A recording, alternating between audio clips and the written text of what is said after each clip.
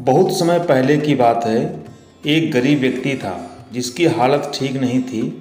एक दिन वह सीधा राजा के दरबार में पहुंचा और हाथ जोड़कर बोला, महाराज, मैं आपसे 5,000 रुपये कर्ज लेने आया हूं।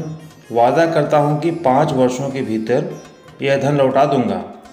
राजा ने उसकी ईमानदारी पर विश्वास किया और बिना किसी दस्तावेज के उसे 5,000 रुपये दे दिए। समय बीतता गया। 5 साल पूरे हो गए, लेकिन उस गरीब व्यक्ति की ओर से कोई खबर नहीं आई। परेशान होकर राजा ने खुद उसके घर जाने का निर्णय लिया। जब राजा वहां पहुंचा तो दरवाज़ा खुला, मगर घर में वो व्यक्ति नहीं मिला। वहां केवल एक छोटी सी लड़की बैठी थी। राजा ने उससे पूछा, बेटी, तुम्हारे पिताजी कहाँ हैं? लड़की ने सहजता से जवाब दिया, वो स्वर्ग का पानी रोकने गए हैं। राजा को कुछ समझ नहीं आया। उसने अगला सवाल पूछा, तो तुम्हारा भाई कहाँ है? लड़की ने फिर जवाब दिया, वो बिना झगड़ा किए झगड़ा करने गया है। अब राजा थोड़ा चौंका, लेकिन फिर पूछा, और तुम्हारी माँ? लड़की बोली, माँ 1 से 2 करने गई है। अब राजा की सहनशीलता जवाब देने लगी। उसने नाराज़ होकर पूछा, और तुम यहाँ बैठी क्या कर रही हो? लड़की मुस्कुराकर बोली, मैं घर बैठी संसार देख रही हूँ। राजा अब समझ गया कि यह लड़की कोई आम बच्ची नहीं है, यह समझदार है। वो बोला, बेटी, तुम्हारी बातों का मतलब मैं नहीं समझ पाया, क्या तुम मुझे सबका अर्थ समझाओगी? लड़की बोली, अगर मैं सारी बातों का सही सही अर्थ बता दूं, तो क्या आप मेरे पिताजी का कर्ज माफ़ कर देंगे? राजा को जिज्ञासा थी। उसने हामी भर दी, हाँ बेटी, मैं वचन देता हूँ, अगर तुम समझा दोगी तो मैं सारा कर्ज माफ़ कर दूंगा। लड़की ने मुस्कुराते हुए कहा, तो फिर कृपा करके आप कल आइए, मैं सब कुछ विस्तार से समझाऊंगी। अगले दिन राजा फिर उस घर को गया।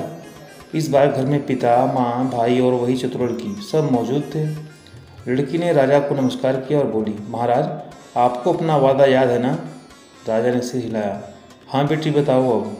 लड़की ने मुस्कुराते हुए समझाना शुरू किया, मैंने कहा था कि पिताजी स्वर्ग का पानी रोकने गए हैं। उसका अर्थ था कि उस दिन बारिश हो रही थी और छत से पानी टपक रहा था। पिताजी छत ठीक कर रहे थे और हम मानते हैं कि बारिश का पानी स्वर्ग से आता है। भैया झगड़ा करने गए हैं। इसका मतलब था कि वो रेंगनी की झाड़ी काटने गए थे। कांटे चुभते ही हैं, इसलिए बिना मुंह बोले झगड़ा हो ही जाता है। माँ 1 से 2 करने गई थी, मतलब वो अरहर की दाल पीसने गई थी। जब एक दाना पीसते हैं तो 2 हिस्सों में बढ़ता है, और मैं संसार देख रही थी, मतलब मैं भात पका रही थी और एक चावल निकाल कर देख रही थी कि पक गया कि नहीं। एक चावल देखकर पूरे चावल की स्थिति जान लेना, यही तो संसार देखना है। राजा मुस्कुराया, फिर पूछा, पर बेटी, ये बातें तुमने कल क्यों नहीं बताई? लड़की ने हंसते हुए जवाब दिया, महाराज, कल जब आप आए थे मैं भात पका रही थी। अगर मैं बातों में लग जाती तो भात जल जाता और माँ डांटती। फिर घर में कोई और नहीं था।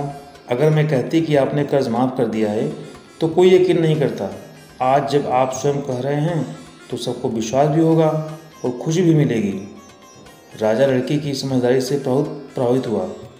उसने अपने गले से मोतियों की माला उतारी और लड़की को देते हुए कहा, बेटी, ये लो तुम्हारी चतुराई का इनाम। तुम्हारे पिताजी का कर्ज माफ़ है, और अगर कभी ज़रूरत हो तो मुझे बेझिझक कह देना। लड़की और उसका पूरा परिवार बहुत खुश हुए।